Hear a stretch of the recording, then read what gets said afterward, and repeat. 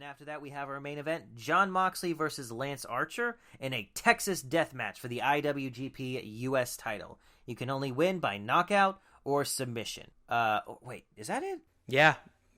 Knockout or submission. Okay, I'm gonna put a pin in that because I want to bring that up later in a bit.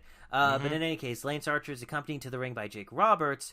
Eddie Kingston nowhere to be seen. So kind of an auspicious sign right off the bat. Right. I wasn't the kindest person in the world to the Moxley-Anderson match from last week, and thankfully those criticisms feel somewhat validated because this match is much better and more in line of what I wanted to see from Jon Moxley. Not just the overabundance of violence, weapon spots, and bloody faces, but because he's got a lot more energy and personality here, and that shines through the gruesomeness of it all, even when there's plenty of gruesomeness to go around. Yeah, I thought this was a lot of fun. Not for the wrestlers probably, but for me. I mean, Lance Archer is somebody who's really turned a corner for me in terms of just somebody I really enjoy now. We've talked about Lance Archer. He's the former Lance Hoyt, though, is what I remember him as back in the TNA days. Wasn't he also on ECW for a bit, like that new ECW? He might have been. There were so many people on that ECW reincarnation that it's hard to keep track. But yeah, he might have been, but he really has had kind of a late career renaissance, which has been great to watch. And one of the best nicknames ever in the Murder Hawk Monster. Is great. What does that even mean? I have no idea. I assume his hairstyle is the Murder Hawk, right? The Murder Hawk. Okay, I got it. Yeah. That's what I assume that's in reference to.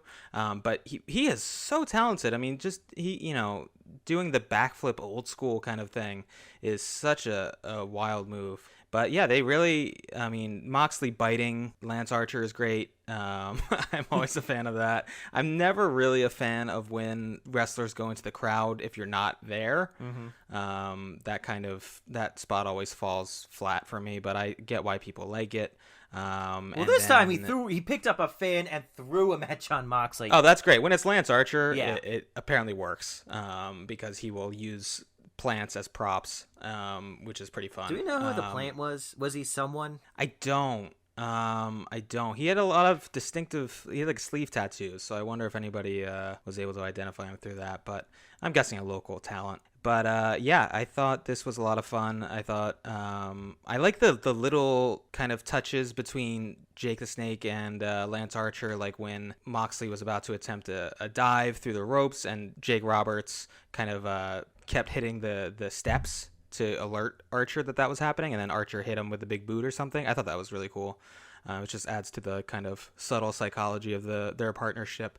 But yeah, I thought this was a lot of fun. And Moxley and the fork. That fork. Moxley with that fork. Wow. Yeah, the fork was rough. That was tough to watch, and it didn't even look like they were. You can kind of tell when someone's palming it. It didn't really look like that. It looked like he was actually getting them. So, yeah, that was tough, and it was a lot of fun. Did we talk about the ending yet and who won? Not yet. Archer gets his vengeance for the fork with what happens at the end. Yeah. There's two tables out on the outside. Moxley gets a bunch of barbed wire boards to put on them and tries to, I guess, paradigm shift him through the tables. Right. But Archer manages to get up and choke slams him into the barbed wire. And Moxley stays down for a 10 count, winning Archer the match and making him the new IWGP US champion.